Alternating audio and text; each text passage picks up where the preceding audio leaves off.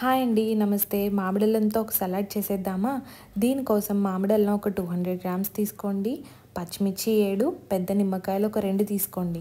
మామిడల్లం, పచ్చిమిర్చిని సన్నంగా ముక్కలుగా చేసి ఒక గిన్నెలో వేయండి. రుచికి తగ్గ ఉప్పు వేయండి. నిమ్మకాయల రసం కూడా వేసి బాగా కలపండి.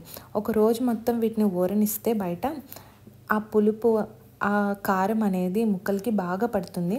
తర్వాత రోజు వీటిని తీసి ఫ్రిడ్జ్లో పెట్టేయండి. ఫ్రిడ్జ్లో పెట్టుకుని వాడితే ఒక 10 రోజుల వరకు ఉంటుందండి.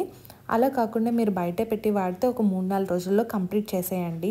ఈ సలాడ్ అనేది వేడివేడి అన్నంలో ముద్దపప్పు, నెయ్యి ఈ సలాడ్ పెట్టుకుని తింటే చాలా బాగుంటుందండి. ఒకవేళ మీరు చపాతీలతో తిందామనుకున్నా, పుల్కాలతో తిందామనుకున్న ఈ సలాడ్ చాలా బాగుంటుందండి. ఈ సీజన్లో దొరికే మామిడల్లంతో ఈ సలాడ్ రెసిపీని మీరు కూడా ట్రై చేసి మీ ఫ్రెండ్స్ అండ్ ఫ్యామిలీకి ఈ రెసిపీని షేర్ చేయండి.